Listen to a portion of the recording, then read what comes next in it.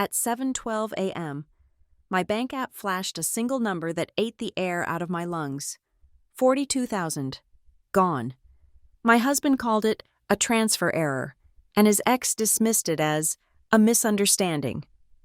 By the weekend, both were seated across from me in a velvet-walled dining room, smiling over oysters and borrowed money. They didn't know I owned the room, the projector, and the truth. My name is Avery Hale. I am 32 years old, and I serve as the Director of Compliance for Vanta Ridge Logistics, a company that moves millions of tons of goods across the country from our headquarters in the sprawling steel-gray city of Gray Point. My world is one of black and white print, of ledgers that balance and regulations that leave no room for interpretation. I don't deal in maybes. I deal in absolutes, in evidence trails and documented facts. It's a mindset that has made me very good at my job and, until this morning, I thought it had built a stable, predictable life. The discovery didn't happen with a scream or a crash, but with the silent, sterile glow of my phone screen in the pre-dawn quiet of our kitchen. The coffee was brewing, its aroma a familiar comfort that was about to be obliterated. I tapped the icon for our joint bank account, a routine I performed every Monday to get a snapshot of our weekly finances. But this was not routine. My eyes scanned past the usual mortgage payment, the utility debits, the grocery charges, and then I saw it, a single line item that seemed to vibrate with malevolence, a withdrawal. 42,000. The recipient was a company I had never heard of in my life, Lumen Arc Creative LLC. The air in my lungs turned to ice and then evaporated. I read the line again, and then a third time, as if staring at the pixels would somehow rearrange them into a number that made sense. $42,000. It was the entirety of my personal savings, money I had earned from a performance bonus last year, which I had transferred into the joint account just 3 weeks ago as a gesture of faith, a down payment on a future we were supposedly building together, and now it was gone. I heard footsteps on the stairs. Colin appeared in the doorway, knotting the tie of his robe, a manufactured smile already plastered on his face. "Morning, Av. Smells good." I held up the phone, the screen a stark white accusation in the dim light. I didn't have to say a word. His smile faltered, replaced by a flicker of something I couldn't immediately name. Not guilt, not yet, but a practiced sort of annoyance. "Oh, that," he said, waving a dismissive hand as he walked to the coffee machine. "Babe, relax. It's for the new client, the big one I told you about." Colin Mercer, my husband, was a brand consultant. At least, that was the title on the business cards I'd paid to have printed. In reality, he was a man who collected ideas the way other people collect stamps, each one more brilliant and less profitable than the last. He spoke of synergy and brand activation while our savings account dwindled. "What client, Colin?" I asked, my voice dangerously calm. "What client requires a $42,000 deposit from the consultant they're hiring?" The fundamentals were wrong. The money flows the other way. "It's complicated," he said, pouring his coffee. "It's an escrow thing, to show we're serious. Trust me, this is the one that puts Mercer Brand Studio on the map. Lumen Arc. Creative LLC. The name echoed in my head. It didn't sound like one of Colin's clients. It sounded like a shell. My professional instincts, the ones that sniffed out fraud and conflicts of interest for a living, were screaming. Just then, my phone buzzed again. It wasn't a message. It was a push notification from our security software, an alert I'd set up long ago. Security alert. A password recovery email associated with your account was accessed via the device Family iPad Pro at 1:04 a.m. The coffee pot gurgled. The clock on the microwave ticked. Colin was sipping his coffee, watching me, his expression a carefully constructed mask of innocence. The iPad. We both used it, but it lived on the charging stand in the living room. It was a shared device, a symbol of our shared life, and now it was a piece of evidence. I walked out of the kitchen, leaving him standing there. The iPad was cool to the touch. I unlocked it with my thumbprint. His email client was still open. He was usually so careful about logging out. A silly paranoia he'd always had. But not last night. Last night, he'd been sloppy. My fingers trembled slightly as I tapped the icon. His inbox loaded, and there it was. Near the top, an email from Lumen Art Creative. The subject line, Invoice PDF for Project Retainer. I opened it. The invoice was professionally designed, with a clean, minimalist logo.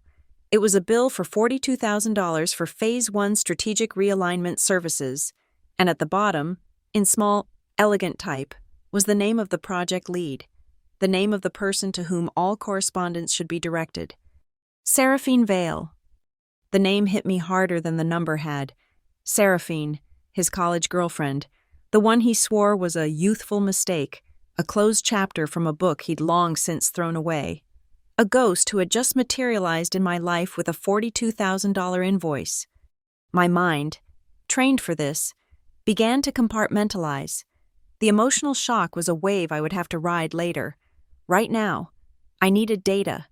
I took a screenshot of the email. I opened the attached PDF. Another screenshot. I saw the company's address at the bottom of the invoice. 14B, Wexler Tower, Graypoint. I knew the Wexler Tower. It was a notorious hub for virtual offices and mail drops. A place you registered a company when you didn't want it to have a physical footprint. I kept digging. Deeper in his inbox, I found a thread from a few weeks prior. It was a strategy document. I opened it. It contained another screenshot, this one of a website registration page. Seraphine had been sloppy too. She'd used a temporary, free domain for her initial planning, and the screenshot showed it. It was proof of premeditation. The shock was now fully receding, replaced by something colder, sharper. It was the feeling I got just before a major corporate audit, when I knew something was deeply wrong and the only path forward was a meticulous, unemotional assembly of facts. The adrenaline wasn't from panic anymore, it was from focus. This was no longer a marital dispute. It was a case file. My husband and his ex-girlfriend versus me.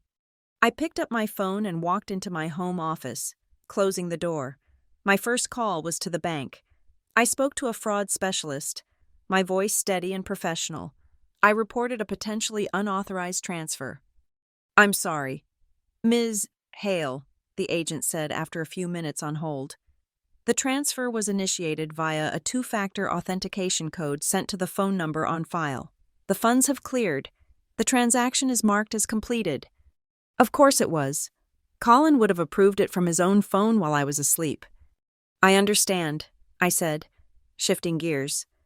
"This is now part of an internal investigation. I need a certified hard copy of the transaction statement, including all available metadata, IP address, device signature, exact timestamp. Please courier it to my office at Vanta Ridge Logistics. Mark it confidential. Attention, A. Hale." He agreed. I hung up. I opened a new encrypted spreadsheet on my laptop. Column A, event. Column B, timestamp. Column C, source. Column D, evidence. I logged the bank transfer. 1:03 a.m. a.m. I logged the security alert. 1:04 a.m. From the iPad.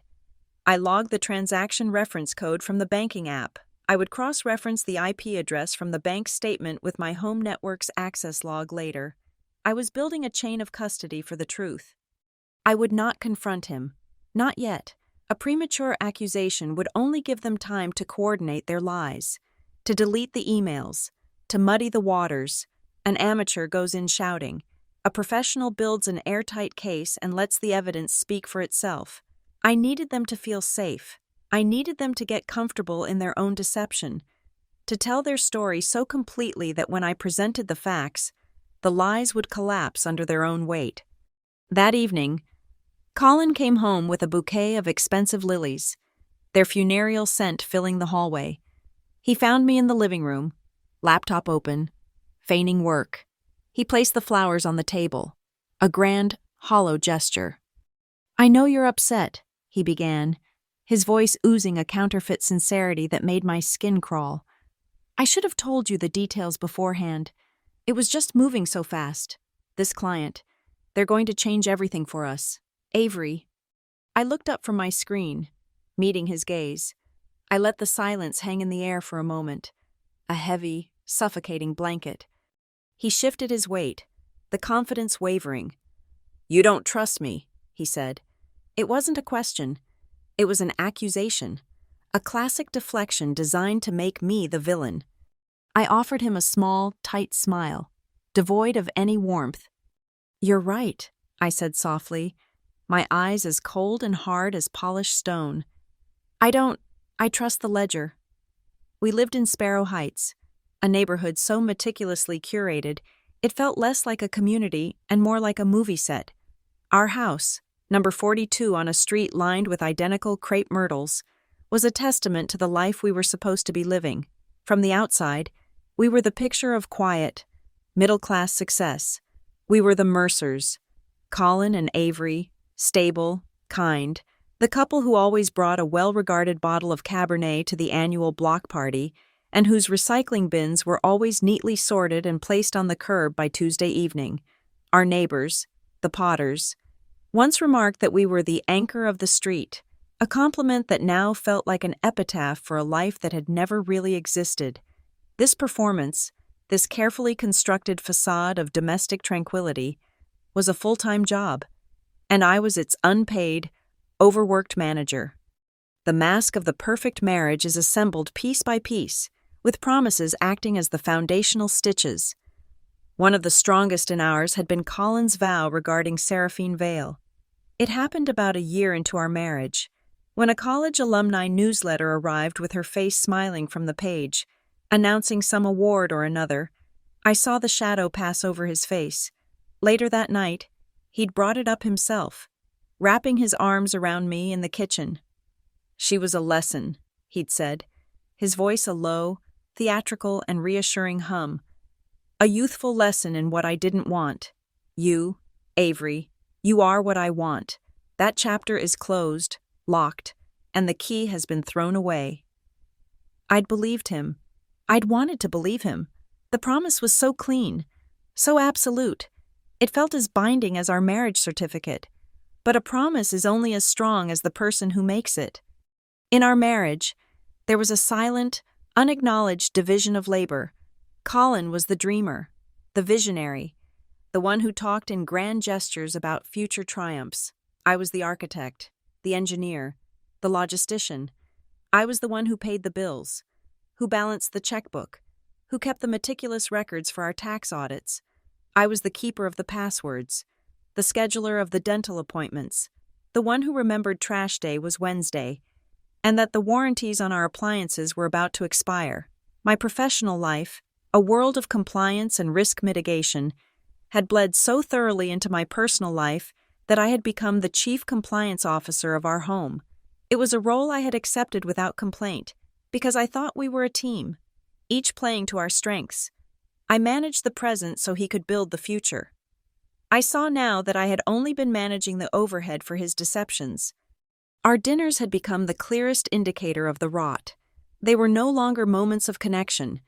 They were weekly status meetings. Seated across our solid oak dining table, a wedding gift from my parents. We wouldn't talk about our days so much as review a shared agenda. "The property tax is due Friday," I'd say. "I'll handle it," he'd reply, already mentally somewhere else. "Did you call the plumber about the guest bathroom sink?" he might ask. Scheduled for Thursday between 9 and noon. I'd confirm. We would chew our perfectly cooked salmon and quinoa. The silence between our logistical exchanges filled only by the clinking of silverware against ceramic. Our love life had been replaced by life admin. It was a slow, quiet erosion of intimacy. So gradual, I had mistaken it for the comfortable rhythm of a long-term partnership. It was not comfort. It was dormancy. A year ago, this dynamic had culminated in the birth of the Mercer brand studio. It was Colin's grandest dream yet. He'd designed a sleek logo, printed expensive letterhead, and converted our spare bedroom into an office that looked like it had been lifted from a design magazine. The only thing it lacked was clients. The studio was a beautiful, empty vessel, a monument to potential that was funded entirely by my salary. I supported it because I loved him, and because I thought his success would be our success. Now I saw it for what it was, a shell company for his life, just as Lumen Art Creative was a shell company for his affair. Seraphine had been a ghost for years, a name without a face, a story without a present. Then, about 3 months ago, she materialized in the modern way ghosts do. On the internet, targeted ads began appearing in my social media feeds. Lumen Art Creative. We don't just build brands, we build destinies. Her professional headshot was flawless, all sharp angles and a smile that was both warm and predatory. She had rebranded herself as a strategic visionary, a narrative architect. It was all the same empty corporate jargon Colin used, but she wielded it with an authority he could only ever imitate.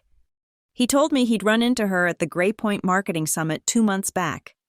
A complete coincidence, he'd said, laughing it off. Small world, right? We barely spoke. Just a quick, hello. He described it with such casual breeziness that to question it would have seemed hysterical, so I didn't. But I remembered that night. He had come home late, smelling of victory and something else, a perfume. It was something heavy and floral, with notes of jasmine and sandalwood, a scent entirely unlike the light, citrusy fragrance I wore. It clung to the fibers of his suit jacket. A week later, scrolling through the event photos online, I found one of her. She was on a panel, leaning into the microphone, and on the table in front of her was a bottle of water and a small, elegant bottle of perfume. I zoomed in. The label was unmistakable. It was the same scent. At the time, I dismissed it as a coincidence, a common fragrance. I had registered the data point but failed to connect it to the larger pattern. No longer. After that first day of discovery, I began my own internal audit of our marriage. The spreadsheet I used for our household budget became a different kind of ledger. I started a new, password-protected file on my personal drive, a log of small, damning details. I went through his credit card statements. There were gas station receipts from the other side of town, in neighborhoods he had no reason to be in, parking garage stubs with timestamps that didn't match his calendar, a coat check ticket from the Halcyon House, a boutique hotel with a notoriously discreet cocktail lounge. From a night he told me he was working late at his office, each receipt, each digital breadcrumb, was another thread. I was no longer just his wife. I was his auditor, and he was failing, spectacularly. We continued to play our parts. We smiled at the Potters when we collected the mail. We discussed what to bring to the neighborhood potluck. He continued to talk about his big client, Lumen Arc, with a feverish excitement, weaving an elaborate fiction about their demands and their brilliance. He was so caught up in the performance, he couldn't see that his audience of one was no longer applauding. I was simply taking notes. The most beautiful marriage masks, the ones crafted with the most care and worn with the most convincing smiles, always have a single, overlooked thread, a thread that, once pulled, unravels everything, and I had my hand on it, ready to pull. The days that followed were a masterclass in bifurcation. In one reality, I was Avery Mercer, wife, who made Colin his morning coffee, who discussed weekend plans, and who listened with feigned interest to his increasingly elaborate tales of the Lumen Arc project. In the other, I was Avery Hale, director of compliance, who spent every spare moment in her home office, the door locked, transforming grief and betrayal into a precise, irrefutable chain of evidence. My emotional response had been cauterized by the cold fire of my professional instinct. This was no longer a heartache.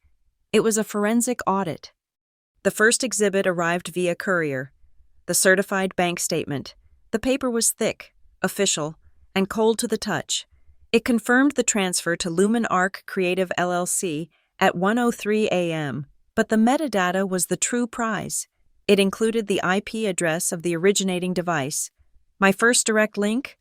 More damning, however, was what happened immediately after the $42,000 landed in Lumen Arc's account, the transaction log, which I had requested be expanded to include the receiving account's immediate activity. showed a subsequent, near-instantaneous series of disbursements. The full amount was fractured, split into 3 unequal sums and funneled into 3 separate fintech wallets, the kind that are popular for their speed and notorious for their lax oversight. One was registered to a generic business name, but the other 2 were tied directly to email addresses. I didn't recognize them at first, but I logged them in my spreadsheet. This wasn't a deposit for a client. This was layering, a classic money laundering technique designed to obscure the trail and make the funds difficult to reclaim. They weren't just taking my money, they were actively trying to make it disappear. Next, I turned my attention to the phantom firm itself. A search of the state's online business registry took less than 5 minutes. Lumen Arc Creative LLC had been incorporated just 4 months prior. The registered agent and sole officer was listed as V. Sarah, a pathetically transparent attempt at obfuscation. The registered address was 14B Wexler Tower. Confirming my initial suspicion, it was a mail drop. A ghost address for a ghost company, for a small fee. They'd scan your mail and email it to you, giving the illusion of a physical presence in the city's financial district. The filing was clean, minimal, and entirely legal on the surface. But then I cross-referenced the employer identification number, EIN, provided on the state filing. I ran that number against the contents of Colin's inbox, which I had backed up to a secure server, a match. The EIN was identical to the one listed on a formal proposal document Seraphine had sent to Colin 6 weeks ago, a pitch for her strategic services. It was the digital equivalent of finding a signed confession at the scene of the crime. With the corporate entity tied directly to Seraphine and Colin, I moved to the point of origin, our home. I logged into our home network's administrative panel, a back-end system Colin had never bothered to learn. The router's system logs retained a history of every device that connected, every request made. I filtered the logs for the early hours of the morning the transfer was made. There it was, a time-stamped entry that made the air in my office feel still and heavy.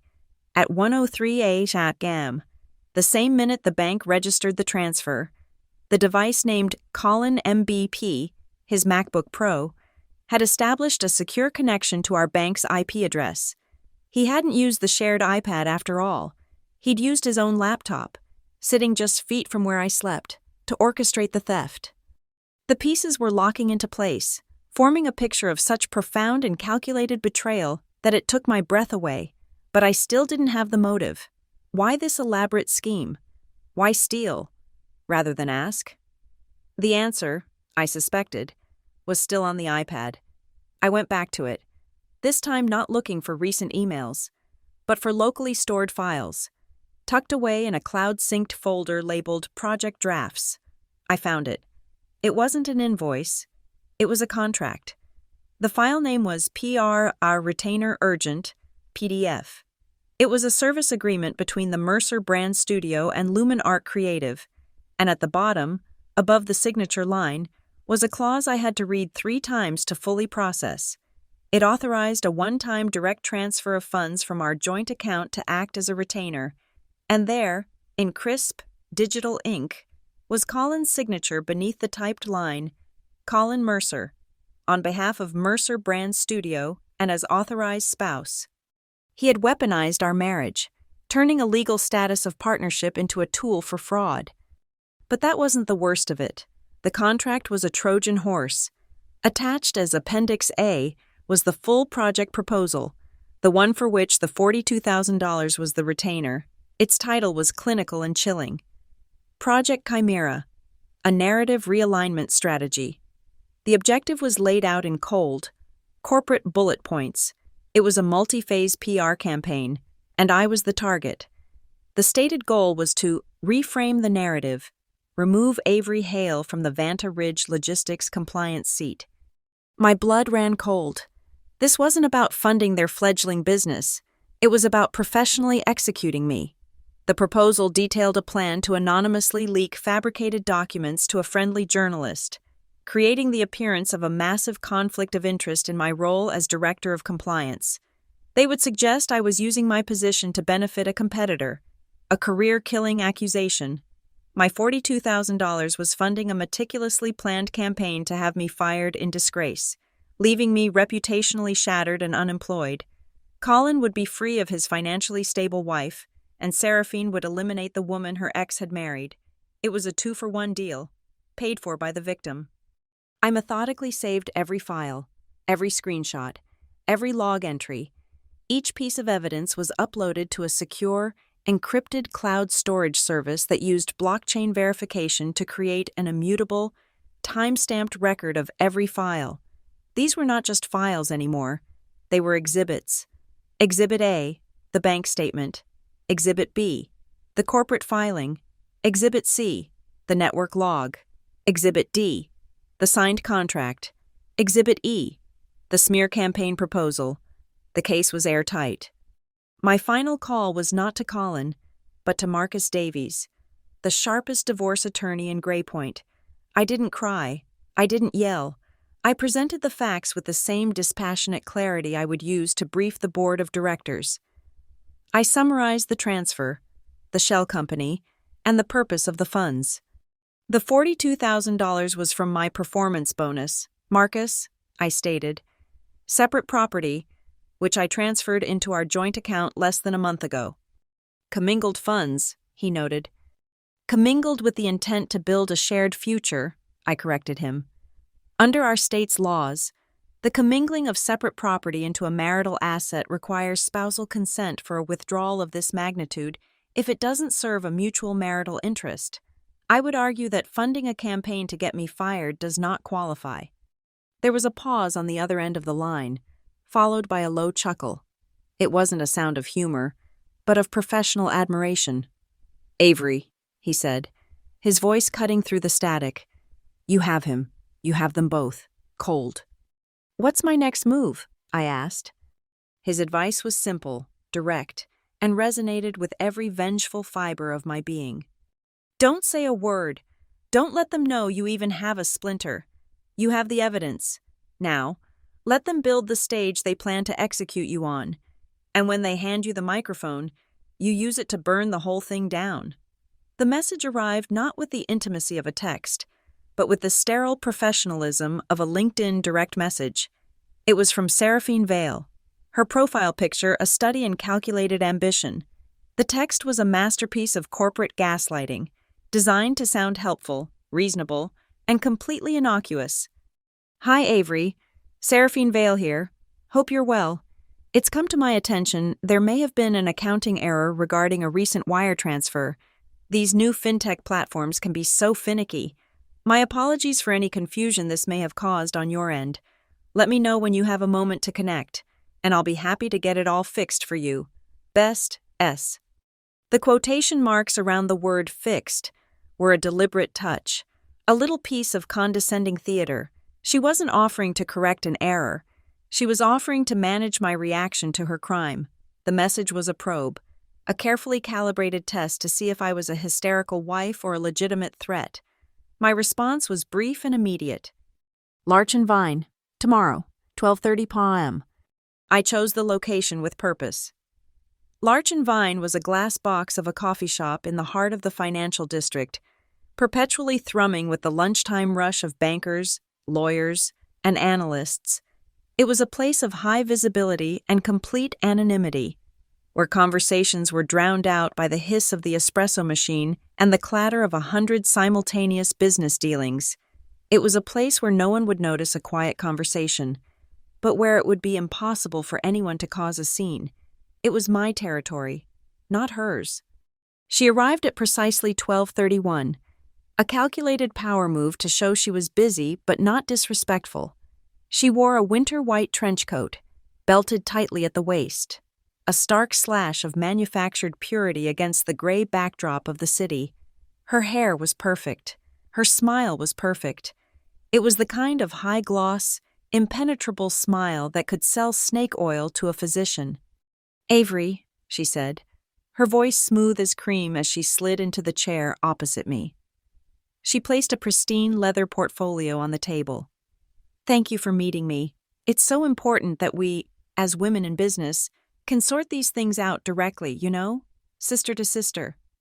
The sister-to-sister line almost made me laugh.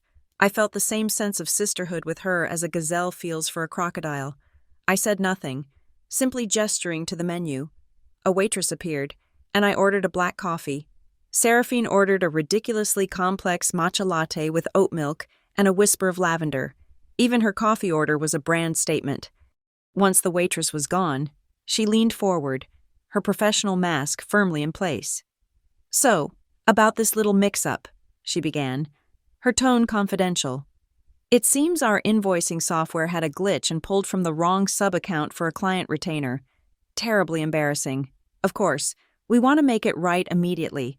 What I can do is start wiring the funds back in installments, say, over the next quarter. And to show our goodwill, I'd also like to offer Vanta Ridge a complimentary consultation. From what Colin has told me about your company's HR challenges, I think Luminark could bring some real value." The audacity was breathtaking. First, the suggestion of installments, a tactic to hold my own money hostage while she gauged my legal position. Second, the offer of a consultation, a thinly veiled attempt to infiltrate my company and a gross overestimation of what Colin knew about my work. She wasn't just trying to placate me, she was trying to turn her fraud into a business development opportunity. I took a slow sip of my coffee, letting the silence stretch. I watched the carefully constructed calm on her face begin to fray at the edges. She was used to controlling the room, and my silence was a variable she hadn't accounted for. "The money isn't the only issue, Seraphine," I said, my voice low and even, forcing her to lean in closer. I let my eyes meet hers. "What about the takedown campaign?" Her PR smile didn't vanish, but it tightened, turning brittle at the corners. For the first time, a genuine emotion flickered in her eyes, a tiny, cold spark of anger. She recovered almost instantly, letting out a small, dismissive laugh. "I'm sorry, I don't know what you're talking about. A takedown campaign? That sounds a little dramatic, don't you think?" She tilted her head, the picture of condescending concern. "Who's been feeding you such stories?" Her smirk told me everything. She believed I was operating on a rumor, a piece of gossip Colin had let slip. She thought this was a game of he said. She said. She was wrong. I reached into my handbag and placed a small, black object on the table between our coffee cups. It was a simple USB memory card. I didn't say what was on it. I didn't have to. The sight of it, sitting there like a tiny silent monolith, did all the talking. It contained every file, every screenshot, every log, every immutable, time-stamped piece of her and Colin's betrayal. The effect was instantaneous and profound. The color drained from her face, leaving her flawless makeup sitting on a canvas of pale shock. Her professional smile finally shattered, replaced by a slack-jawed panic.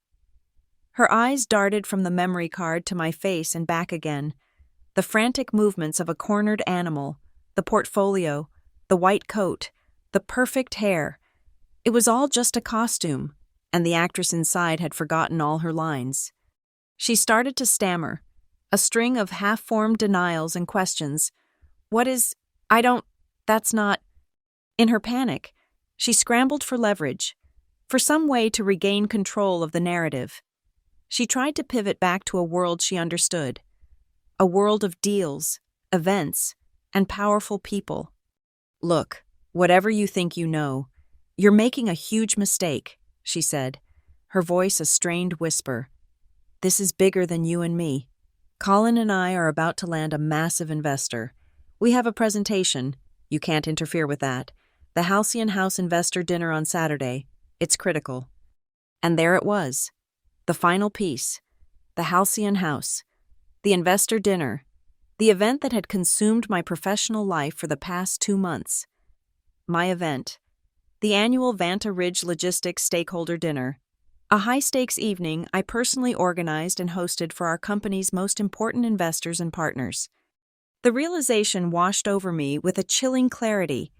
They weren't just planning to ruin my career with a smear campaign. They were planning to do it live. They were going to use my stage, my room, my carefully curated guest list as the platform for my public execution. Colin would play the part of the concerned husband, and Seraphine would be the brilliant strategic partner, there to save the day once the C-suite decided I was a liability. It was diabolically brilliant, and she had just handed me their entire playbook. I looked at her, truly looked at her, and saw nothing but a hollow, desperate ambition. The anger I had been suppressing for days finally coalesced into a single point of icy calm. I slowly nodded my head, a gesture of finality. I see. I pushed my chair back and stood up. See you Saturday? I walked away without looking back, leaving her sitting there with the memory card, a ticking time bomb on the table in front of her. On my way out, I intercepted the waitress who was bringing Seraphine's ridiculous latte. I took the bill from her tray. It was for $12.50. I pulled a pen from my bag and wrote a short, clear note on the slip. I placed it back on the waitress's tray. "Give this to the woman in the white coat," I said. The note was simple. 7 words. "Pay for this with my money." The meeting with Seraphine crystallized my purpose. The raw, chaotic energy of betrayal had been forged into something cold, hard, and sharp. A plan. Revenge, I decided, was a dish best served not cold, but under the sterile, fluorescent lights of corporate governance. There would be no shouting matches, no dramatic confrontations in the rain. My revenge would be a sequence of carefully executed, legally sound, and utterly devastating procedural steps. My first move was internal. I scheduled a meeting with Eleanor Vance, Vanta Ridge's in-house general counsel. I didn't breathe a word of my personal life. Instead, I framed my initiative as a proactive compliance measure. "Eleanor," I began, spreading a series of flowcharts on her polished conference table. "In light of increasing regulatory scrutiny on third-party vendors, I believe we need to enhance our due diligence protocols, particularly for new potential partners introduced at high-level stakeholder events." Eleanor, a woman who lived and breathed liability mitigation, was immediately on board. Together, we drafted a prospective vendor integrity checklist. It wasn't new. It was simply a more rigorous application of existing company bylaws regarding conflict of interest, corporate registration, and financial transparency. Every step I was about to take would be under the unimpeachable banner of protecting Vanta Ridge logistics. The checklist became my shield and my sword. Next, I addressed the venue. The Albemarle room at the Halcyon House was already booked for the annual stakeholder dinner. I called the hotel's event manager, a man named Philip, whom I had worked with for years. "Philip," I said, my tone brisk and official, "I need to amend the booking details. The host is no longer Vanta Ridge Corporate. Please change it to the Vanta Ridge Compliance Department. This is an official compliance and transparency initiative." This small change was critical. It transferred ultimate authority over the room's logistics from the general corporate umbrella directly to me. I now owned the room. "Furthermore," I continued, "all AV control for the presentation will be handled by me personally. I will have the only remote. Please ensure your staff understands that no one else is to have access to the projector system." Philip, accustomed to the esoteric demands of corporate clients, simply noted it down. My plan required audience participation. I contacted the catering manager and made a specific design request for the dinner menus. At the bottom of each elegant, cream-colored card, beneath the description of the pan-seared scallops, I had them print a QR code. "It's for our new paperless initiative," I explained, "a link to the event's program and our annual report." This was a partial truth. The QR code did not lead to the annual report. It led to a live, secure web form hosted on Vanta Ridge's internal server, the digital version of the vendor integrity checklist we had just drafted. When scanned, it would allow any guest to input a company's name and EIN, and the system would run a real-time preliminary background check against public databases, flagging shell corporations, mail drop addresses, and other indicators of risk. To ensure the events of the evening were properly chronicled, I extended a special invitation. I called Amelia Sterling, a sharp, no-nonsense financial journalist for the Gray Point Business Journal.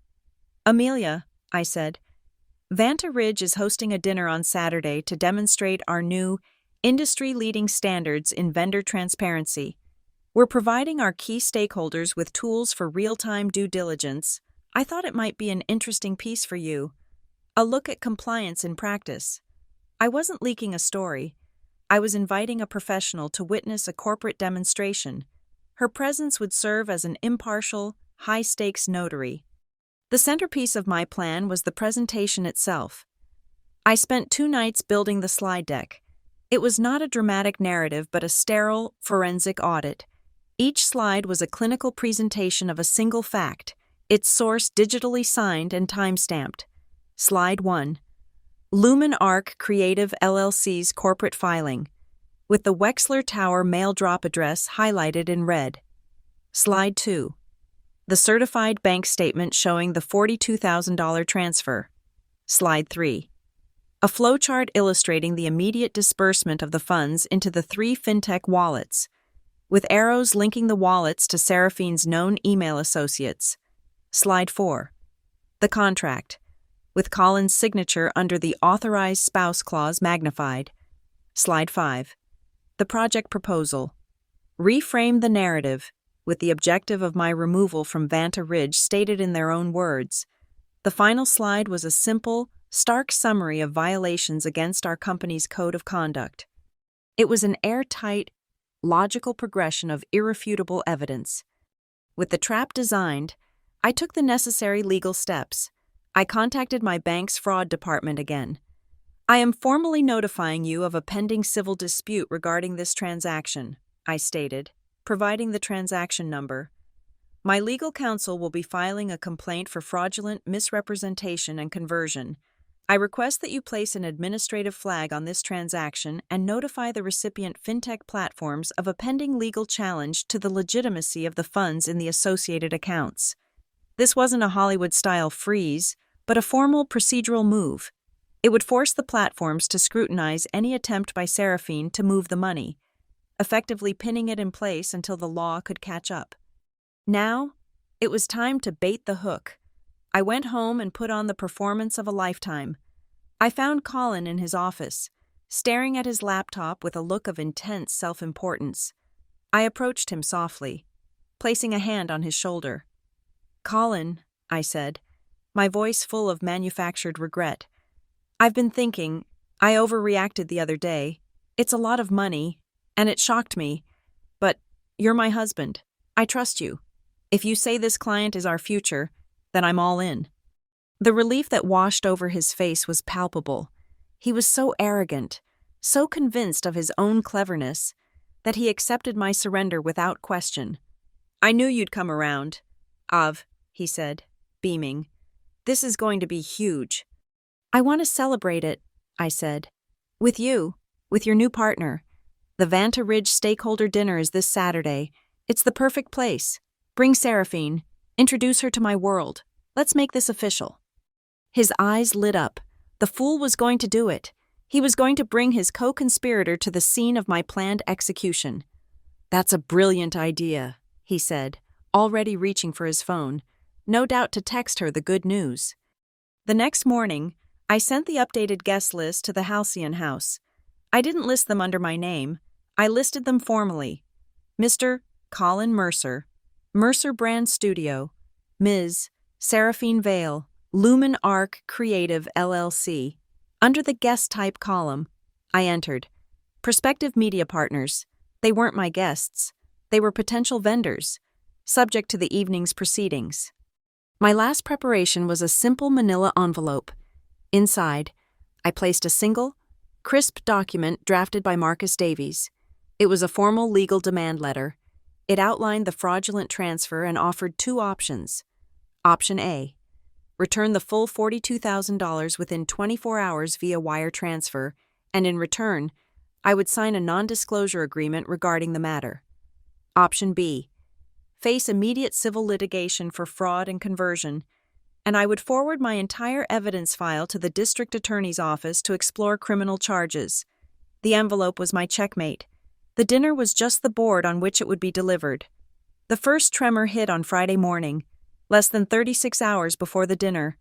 It came in the form of a summons from my CEO, Damon Kearney. His executive assistant's voice on the phone was clipped and cool, a clear sign that this was not a routine check-in. Damon's office was on the top floor, a glass-walled cage that overlooked the entire city of Greypoint. He was a man who valued appearances and hated complications. When I walked in, he was standing by the window, staring down at the city, his back to me. He didn't turn around. "Avery," he said, his voice flat. "I received an email an hour ago, from an anonymous source." My heart hammered against my ribs. A single, frantic drumbeat in the quiet room. It's starting. I thought, Phase 1. "It alleges," he continued, finally turning to face me, his expression unreadable, "that you have been using your position to access and leak sensitive vendor data to a competitor. It claims a full exposé, with documentation, is imminent." He was watching me closely, looking for a flicker of guilt, a hint of panic. I gave him neither.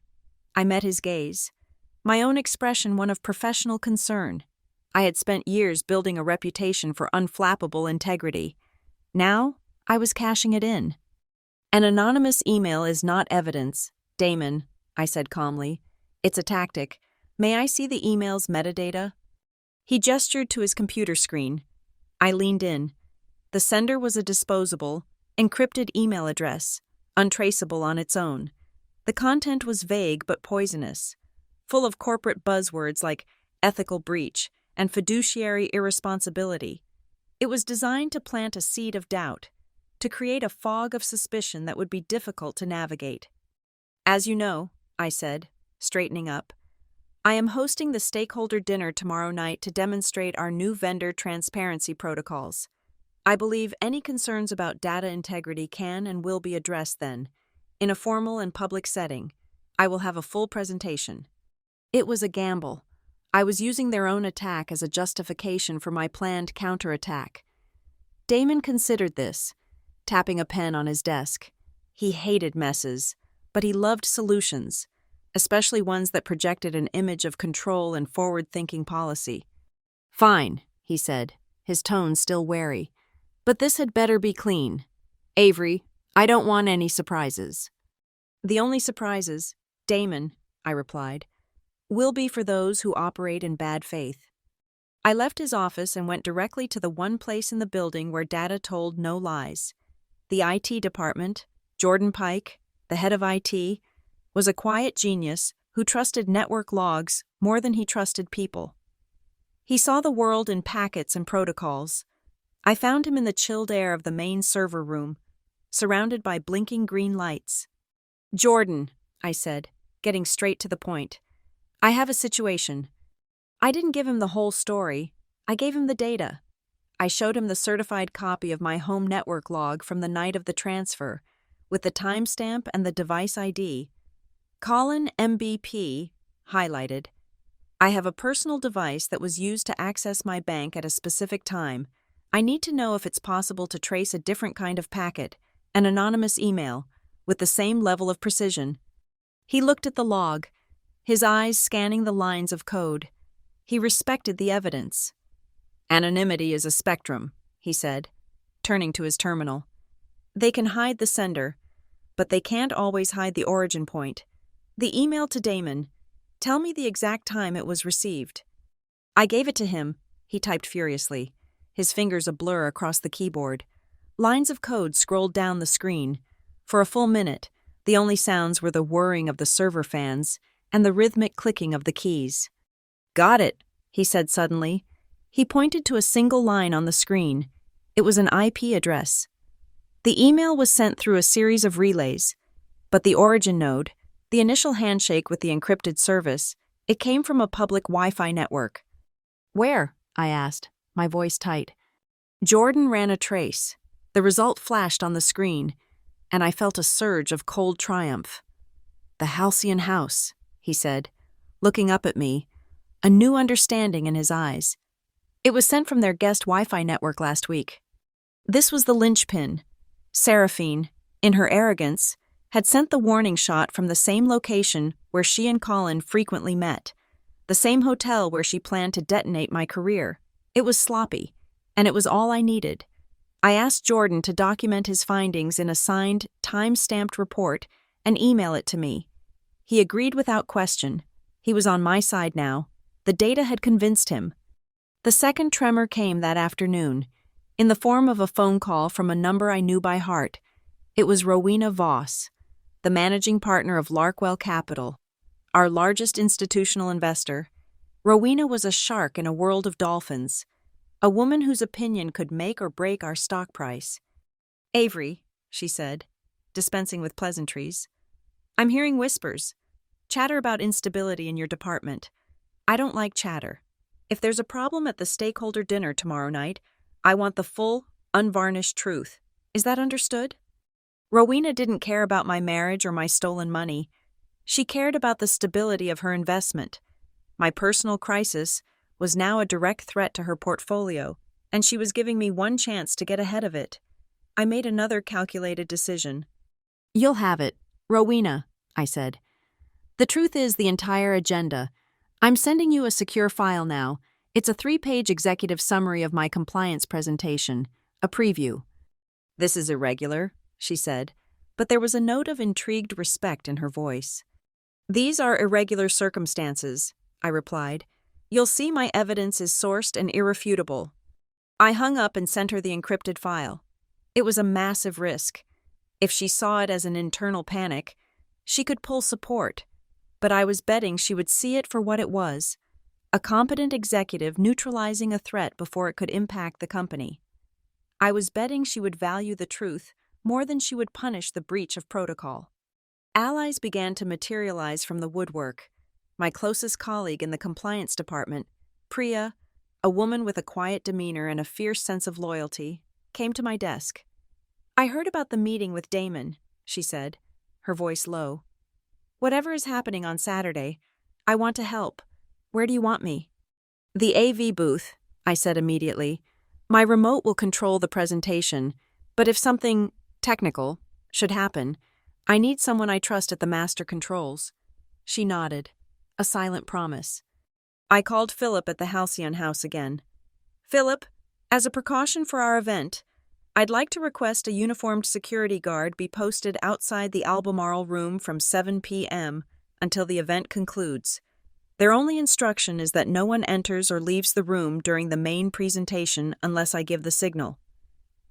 It was another layer of control. Then, a message from the past. A LinkedIn notification from a woman who had been a rising star at a rival firm a few years ago, until her career was mysteriously derailed by a scandal involving leaked emails. She had been one of Seraphine's first victims. Her message was short. "I heard through the grapevine that Seraphine Vale is making a move on Vanta Ridge. Just wanted to say, it's time." I didn't need to reply. Her words were fuel. This was bigger than my money, bigger than my marriage. It was about a pattern of predatory behavior that needed to be stopped.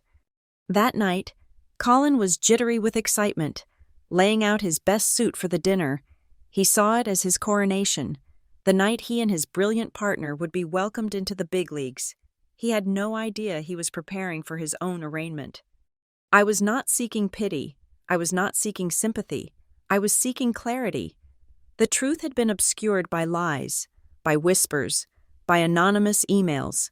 My job, my sole purpose now, was to find the master switch and flood the entire stage with light, and I would flip that switch right in the middle of dinner. The Albemarle room was a symphony in muted gold and cream. Massive crystal chandeliers hung from the coffered ceiling, casting a soft, forgiving light that made everyone look wealthier and more important than they were. Each circular table was a landscape of pristine white linen, so heavily starched it could have stood on its own. Set with an arsenal of polished silver that reflected the hopeful, expectant faces of our guests, the air was thick with the scent of expensive perfume, warm bread, and the low, confident hum of power brokering. It was a room built for celebrating deals, not for exposing them. It was the perfect stage. I sat at the main table, a study in calm I did not feel. My black dress was simple, severe, the attire of an undertaker or a judge. I nursed a glass of still water, my fingers cool against the crystal. my eyes scanning the room, logging the position of every key player. My CEO, Damon Kearney, sat at the head of the table, presiding over the affair with the practiced ease of a man who believed the world was his boardroom. Directly across from me sat Rowena Voss, her sharp, intelligent eyes missing nothing. She gave me a single, almost imperceptible nod. The executive summary had been received and understood. At a small table near the back, I saw the glint of Amelia Sterling's glasses as she scribbled in her notepad, the designated chronicler of the night's events. Then, they arrived. Colin and Seraphine made their entrance not as two separate people, but as a single, unified entity of ambition. He wore a tailored navy suit that I had paid for, looking every inch the successful consultant he pretended to be. She was radiant in a sheath dress the color of blood, a calculated choice in a room of corporate monochromes. She was not a guest. She was a statement. As they navigated the tables, I watched their hands. His brushed against the small of her back, and for a fraction of a second, her fingers grazed his wrist. It was as swift and silent as a password exchange, a final confirmation of their shared purpose before stepping onto the stage.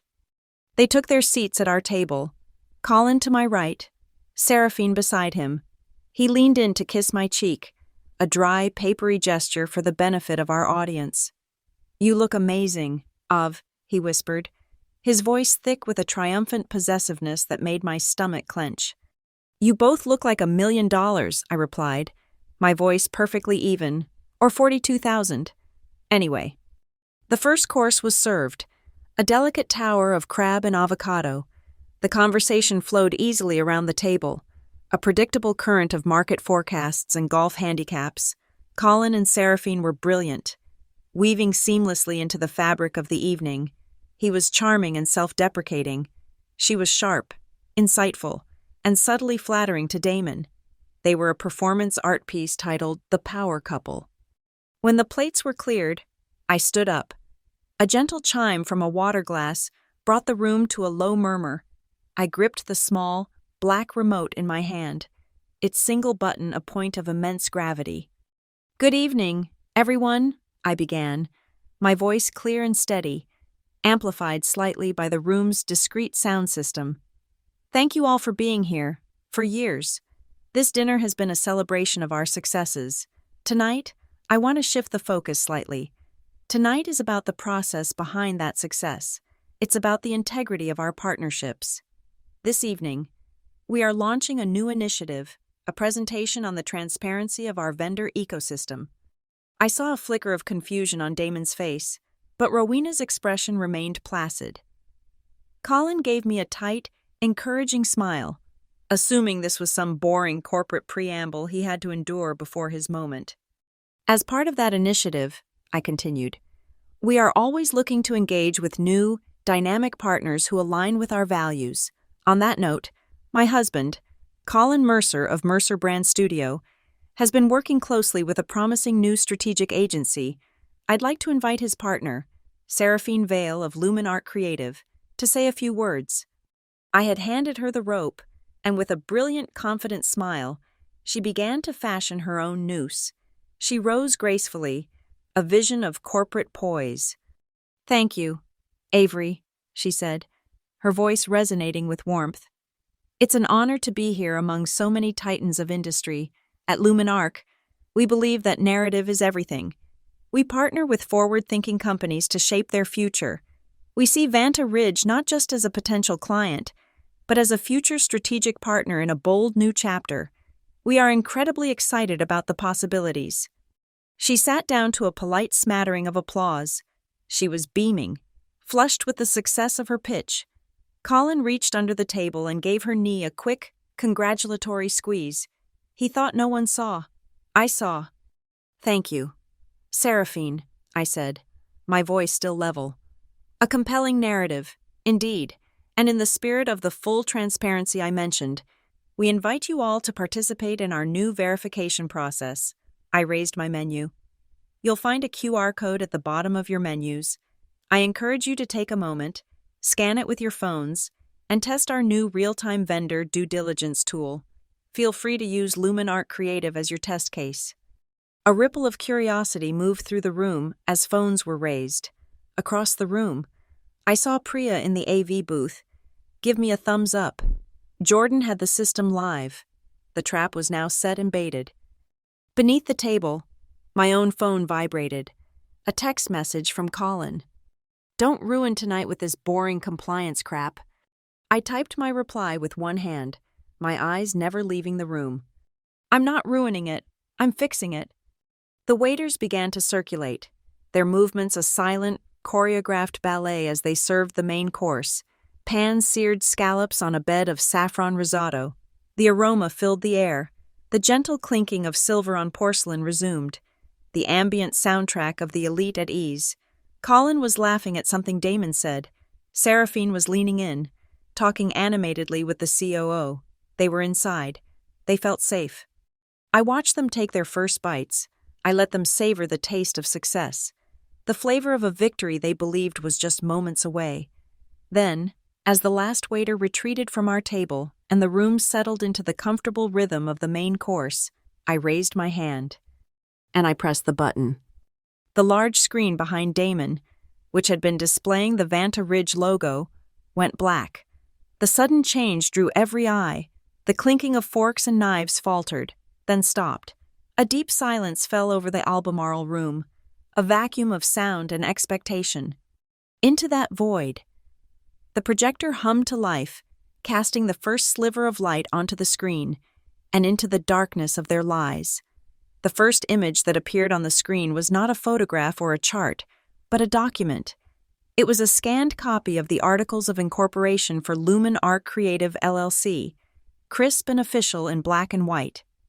My voice cut through the silence, devoid of emotion, the voice of a compliance director presenting findings.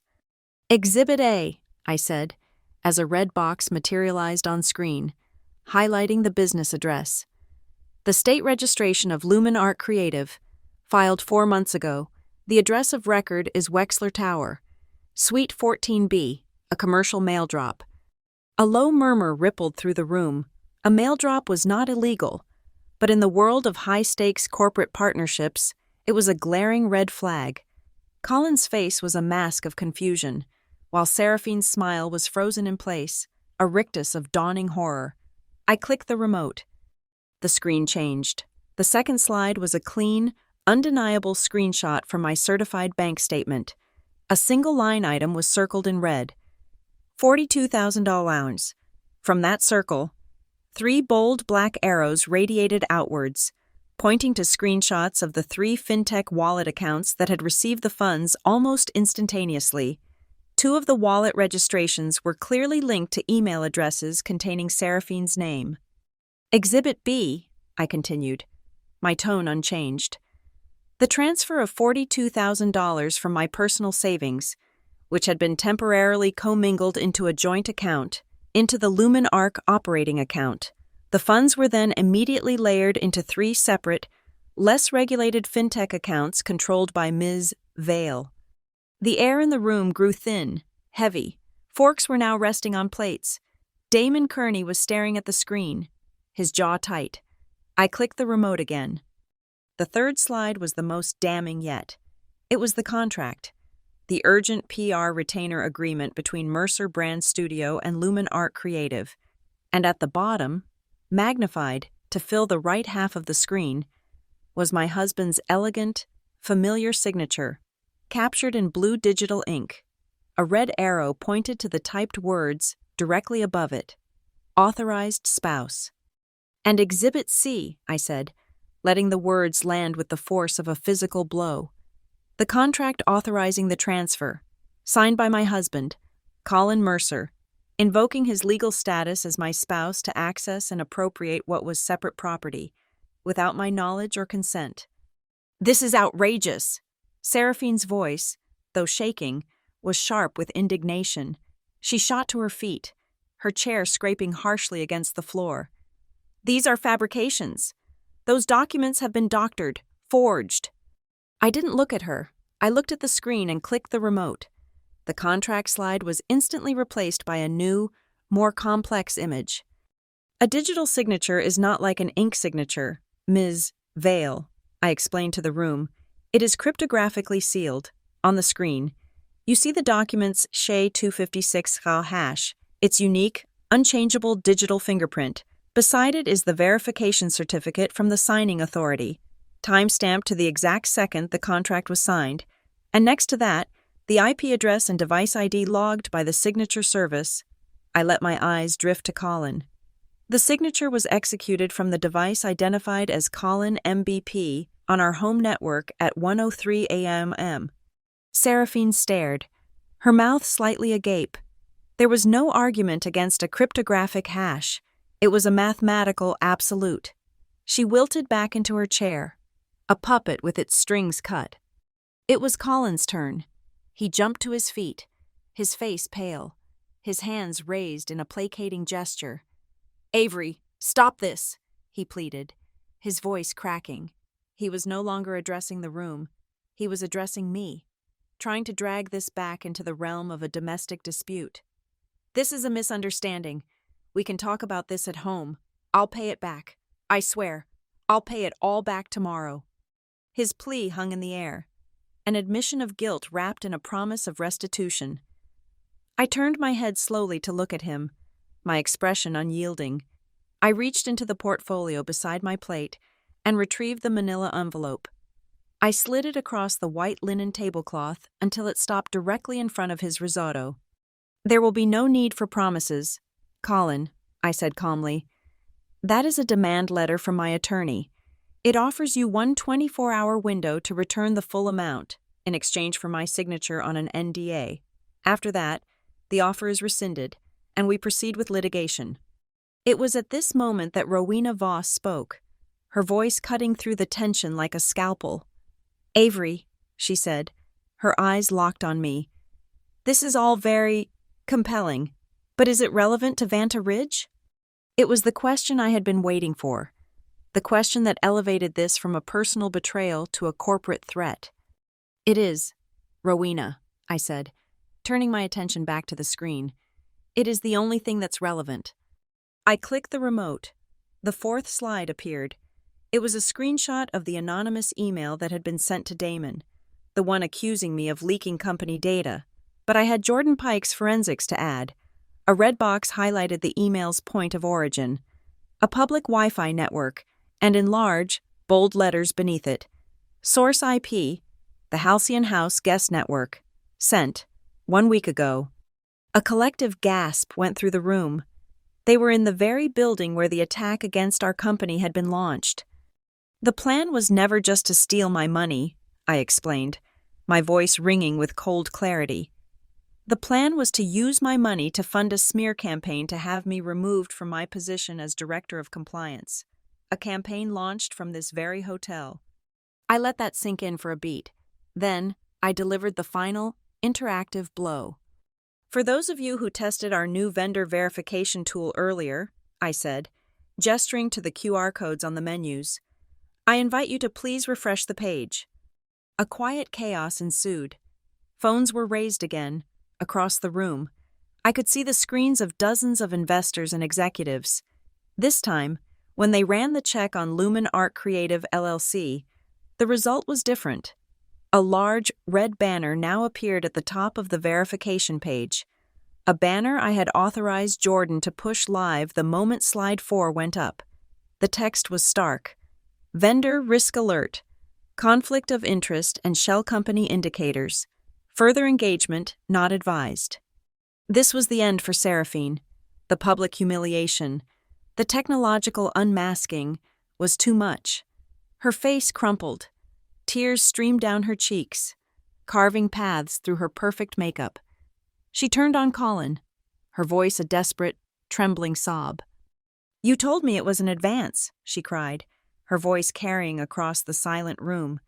"You told me she'd agreed, that it was just a temporary loan to help us secure the retainer.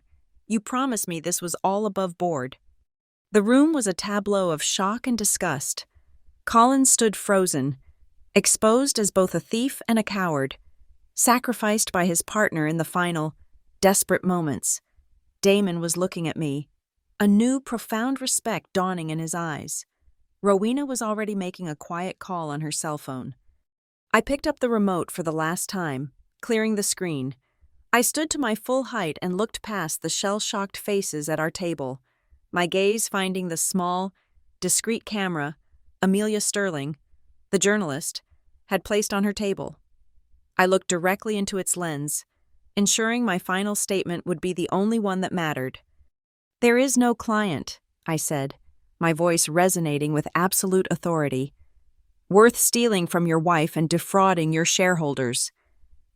My final statement hung in the dead air of the Albemarle room, an indictment delivered not with anger, but with the chilling finality of an audited fact. Before anyone else could react, Rowena Voss of Larkwell Capital placed her napkin on the table, a crisp, deliberate gesture that signaled the end of the meal and the beginning of the fallout. Her voice, when she spoke, was not loud, but it carried the immense weight of the billions of dollars she controlled. She addressed the entire table, but her eyes were fixed on Damon. "For the record," she announced, "Larkwell Capital stands unequivocally with the Vanta Ridge Compliance Department. All exploratory discussions with Lumen Art Creative are terminated. Effective immediately, we will be awaiting the results of a full internal review." The verdict had been delivered. The market had spoken. Damon Kearney, a man who could read the currents of power as easily as a weather vane reads the wind, immediately aligned himself with the new prevailing force. He turned to me, his previous suspicion replaced by a look of steely resolve. The anonymous email was now an attack on his company, and I was his first line of defense. "Avery," he commanded, his voice booming with reclaimed authority, "you will lead an emergency internal review of this entire matter. You have full authority. Spare no resource. I want a complete report on my desk by Monday." It was not a request. It was a coronation. In the space of 5 minutes, I had gone from a suspected liability to the company's appointed inquisitor. As if on cue, a uniformed hotel security guard appeared at the edge of our table, a large, impassive man whose presence was both discreet and utterly non-negotiable. He looked at me, and I gave a slight, almost imperceptible nod toward Seraphine. The guard understood. He moved to her side, his voice a low, polite rumble. "Ma'am, I'm going to have to ask you to come with me." Seraphine looked up at him, her face a mess of tear-streaked makeup and disbelief. Her eyes darted to Colin, a final desperate plea for him to do something, to be the man he had pretended to be, to save her. Colin could only stare back, his mouth opening and closing silently, a fish drowning in the open air. He had nothing, no power, no plan, no words. The security guard gently touched Seraphine's elbow. The touch was light, but the message was absolute, defeated. She allowed herself to be guided away from the table, her blood-red dress a smear of color vanishing through the crowd. Colin finally found his voice, turning to me, his hands outstretched in a desperate, trembling appeal. "Avery, please," he stammered, his voice a pathetic whisper that was audible only to me. "Not like this. We can fix it. I'll get the money. We can talk at home. Just stop." I looked at him, at the man who had shared my bed and plotted my ruin, and I felt nothing, no anger, no pity, only a profound, desolate emptiness. The space where my love for him used to be was now a vacuum.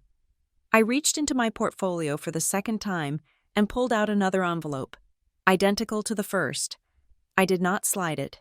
I placed it firmly on the table in front of him, next to his uneaten scallops. "There is nothing left to talk about. Colin," I said, my voice low and final. "That is a formal notice of marital separation and a petition for a full forensic accounting of all shared assets." His eyes fell to the envelope as if it were a venomous snake. The blood drained from his face, leaving it a sickly, grayish white. This was a consequence he had never, in all his arrogant plotting, anticipated. He had planned for my anger, perhaps even for my tears. He had not planned for my paperwork. Leaving him to stare at the death certificate of our marriage, I took out my phone. I dialed a number on the back of my new, personal bank card, one I had opened 2 days ago. "Yes, this is Avery Hale," I said, my voice crisp and professional, turning my back on Colin and the wreckage at the table. "I am calling to activate the mandatory funds reclamation rider on my account. The recipient in the disputed transaction has now verbally agreed to repayment in front of multiple witnesses. Please proceed with the immediate electronic clawback." I was providing the bank with the legal cover it needed to act decisively. Behind me, I heard the unmistakable click and whir of a professional camera. Amelia Sterling, the journalist, was getting her story, capturing the precise moment the corporate response was executed. Her final article, I knew, would not be about a messy divorce. It would be about the systematic dismantling of a fraudulent enterprise. My closing statement from the presentation had already become the headline. She had leaned in to ask me to repeat it, and I had obliged. Transparency isn't just a process, it's an oath. And then a strange sound began. It started at one of the adjacent tables, with a single person, a quiet, tentative clapping. Then another joined in, and another. It was not the thunderous applause of a celebration, but something more solemn, more profound. It was a wave of affirmation, a collective judgment rendered by a room full of people who understood the brutal rules of the game and had just witnessed a masterclass in how it was played. The sound grew, swelling into a steady, rolling ovation as the house lights came up, banishing the soft, forgiving glow and exposing everything in a harsh, brilliant clarity. Near the exit, Seraphine, still flanked by the guard, had stopped. She had pulled out her phone, her fingers frantically tapping on the screen. I watched as she stared at it, her expression shifting from panic to utter, hollow despair. The administrative flag I had requested the bank place on the accounts had worked. The fintech platforms, notified of a legal dispute, had frozen the wallets. Her access was denied. The $42,000 was trapped, a digital ghost just beyond her reach. The sound of the applause, the sight of Seraphine's final defeat, the weight of the separation papers on the table. It was too much for Colin. He made a strange, guttural sound. A sob choked back in his throat. He sank back into his chair, not sitting so much as collapsing. A marionette whose strings had all been severed at once. He put his head in his hands, his body shaking with silent, racking sobs. There were no more words, no more schemes, no more language left to save him. I ignored him. I ignored the applause. My work was not quite done. Jordan Pike and Priya had come down from the AV booth and were standing by my side. Jordan handed me a tablet. On the screen was a formal incident report he had drafted. It documented the evidence presented, the source of the anonymous email, and the results of the real-time vendor check. It was the official corporate record of the evening's events. I took the stylus and signed my name at the bottom. I then took the USB drive from my purse, the master file of all my evidence, and placed it, along with the signed incident report, into a large evidence envelope. I sealed it. I handed the sealed envelope not to Damon, but to Jordan. "Please deliver this to Eleanor Vance in legal first thing Monday morning," I said, "and send a notarized copy to Marcus Davies." The chain of custody was complete. The evidence was preserved. My personal feelings had been transmuted into a professional, unassailable case file. The storm was over. Amid the lingering applause and the quiet hum of a room resetting itself, a single figure moved with practiced indifference. A waiter, impeccably dressed, glided to our table. He held a small, black leather billfold. With a discreet and silent gesture, he placed it in the exact center of the table, equidistant from where Colin sat catatonically and where I stood, poised to leave. It was not a bill. It was a verdict, presented without comment. Every eye at the table, and many from the tables nearby, watched the small leather object. It was the final piece of the evening's theater. I reached into my clutch and retrieved my new bank card, the one that represented my reclaimed financial independence. I held it for a moment, letting the light catch the embossed silver letters of my name, Avery Hale, not Mercer. I made a show of placing it on the billfold, but then I stopped. I let my hand hover for a moment before pulling the card back. I turned my head, my gaze falling upon my husband for the last time. He was still staring at the separation papers, his face a hollow mask of a man who had lost everything and was only just beginning to calculate the scale of his own destruction. "Colin," I said, my voice not unkind, not angry, just a simple statement of fact. "You have $42,000. This one's on you." A shudder went through him, slowly, as if moving through deep water. He fumbled inside his suit jacket, his hand trembling so violently he could barely grasp his wallet. He pulled out his own card, the one linked to our joint account, the one that was now a monument to his folly. He didn't look at me. He couldn't. He extended his shaking hand toward the waiter, offering the card like a sacrifice. The waiter took it without a word, his expression impassive. He walked to a nearby terminal.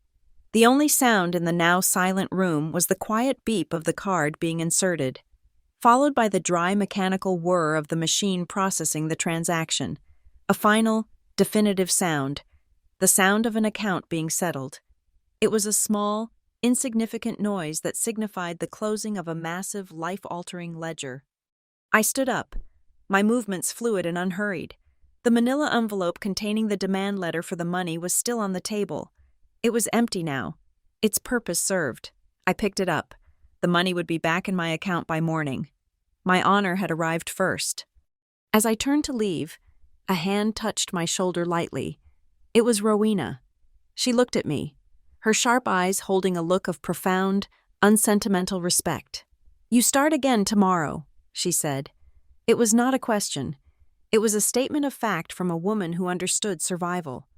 I offered her a small, weary smile. "Tonight was enough," I replied. I walked away from the table, from the life that was imploding upon it, and I did not look back. I moved through the parting crowd, the whispers and stares sliding off me like water. I stepped out of the Albemarle room and into the grand, echoing lobby of the Halcyon house.